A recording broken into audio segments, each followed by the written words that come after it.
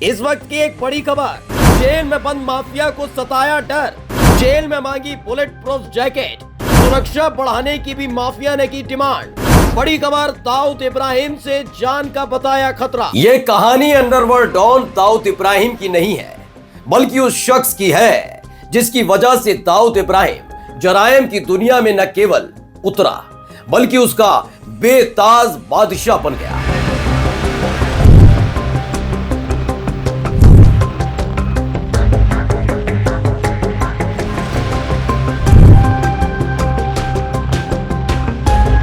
ये कहानी दाऊद इब्राहिम के गुरु की है। ये कहानी जराइम की दुनिया के सबसे खूंखार अपराधी की है। लेकिन एक वक्त ऐसा भी आया जब खुद दाऊद का गुरु अपने ही चेले से खौफ खाने लगा था। ये कहानी है सुभाष ठाकुर की। नमस्कार, मैं हूं प्रज्वल गौतम और आप देख रहे हैं टशनबाज। तारीख 12 मार्च 1993, जगह मुंबई। इस एक घटना ने न केवल मुंबई बल्कि देश और पूरी दुनिया को दहला कर रख दिया था। करीब 250 लोगों की मौत हुई तो वहीं करीब 3000 लोग गंभीर रूप से घायल हो चुके थे। लेकिन इस एक घटना ने अंडरवर्ल्ड को दो फाड़ भी कर दिया था। वजह थी भारत पर हमला और नाम आया दाऊद इब्राहिम का। जैसे ही इस बात की पुष्टि हुई कि वाकई उस वक्त के बंबई पर दाऊद इब्राहिम ने हमला करवाया है, उसके फौरन बाद ही दाऊद के लिए काम करने वाले अलग अलग गुट के लोगों से लेकर उस वक्त के सबसे बड़े गैंगस्टर ने भी दाऊद के खिलाफ मोर्चा खोल दिया था।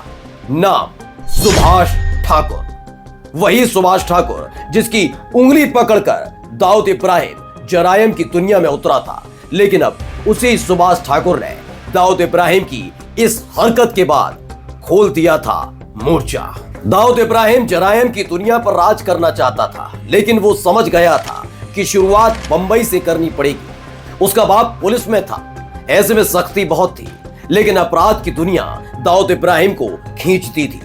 ऐसे में उसे मिली पनाह उत्तर प्रदेश के रहने वाले और बंबई में राज करने वाले सबसे बड़े माफिया यानी सुभाष ठाकुर की छांव। दाऊद इब्राहिम के जुनून को देखकर पहली ही नजर में सुभाष ठाकुर ने पहचान लिया था कि ये रुकने वाला नहीं है। लेकिन दाऊद इब्राहिम हमेशा ही सुभाष ठाकुर का सम्मान किया करता था। ऐसे में सुभाष ठाकुर ने दाऊद को जराइम की दुनिया में न केवल उतारा, बल्कि उसे इस आपराधिक दुनिया का एक एक का कहरा भी पढ़ाया था। वो इतना बड़ा गैंगस्टर हो चुका था कि न चाहते हुए भी उसे देश छोड़कर भागना पड़ा। लेकिन दाऊद का परिवार बंबई में ही था। दाऊद को पूरा भरोसा था कि जब तक उनका गुरु सुभाष ठाकुर बंबई में है, कोई उसके परिवार को हाथ भी नहीं लगा सकता। और इसी बीच एक वारदात ने पूरी बंबई को हिलाकर रख दिया। तारीख 26 जुलाई 1992, जगह बंबई। दाऊद इब्राहिम और छोटा राजन देश छोड़कर भाग चुके थे, लेकिन फिर भी वो अपने इशारे पर पूरे बंबई पर राज कर रहे थे। लेकिन दाऊद के जाने के बाद एक गुट तेजी से अपना सिर उठा रहा था, बार बार दाऊद गुट को चुनौती दे रहा था। जी हां, अरुण गवली गैंग। एक रोज मौका पाकर अरुण गवली गैंग ने दाऊद की बहन हसीना पारकर के पति इस्माइल पारकर की फील्डिंग लगा दी। फिर क्या था, दनादन चली गोलियां और वहीं उसी जगह इस्माइल पारकर का गेम ओवर हो गया। इस वारदात ने न केवल जराइम की दुनिया से ताल्लुक रखने वाले बल्कि खाकी वालों की हालत भी खराब कर दी थी। सबको पता था कि दाऊद इब्राहिम इसका बदला लेकर रहेगा, और हुआ भी ऐसा ही। मुसीबत के वक्त में दाऊद इब्राहिम ने अपने गुरु सुभाष ठाकुर को याद किया। तारीख 12 सितंबर 1992, जगह बंबई। अरुण गवली गैंग का वही शूटर शैलेश, जिसने दाऊद इब्राहिम की बहन हसीना पारकर के पति इस्माइल पारकर को मौत की नींद सुलाया था, उसे पुलिस की कस्टडी में बंबई के जे अस्पताल में लाया गया था।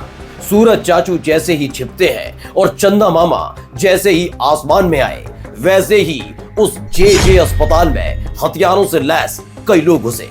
करीब दनादन 500 गोलियां दागी गई। 2 सिपाहियों की मौत हो गई तो जिस बिस्तर पर शैलेश लेटा हुआ था उसी बिस्तर पर उसकी मैयत निकली। नाम सामने आया उत्तर प्रदेश के बड़े गैंगस्टर ब्रजेश सिंह का।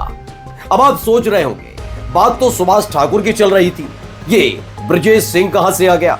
तो सुभाष ठाकुर का जलवा सिर्फ और सिर्फ मुंबई में नहीं था, बल्कि उसका दखल उत्तर प्रदेश में पलने वाले गुंडे, माफिया, बाहुबली, मवालियों में भी था।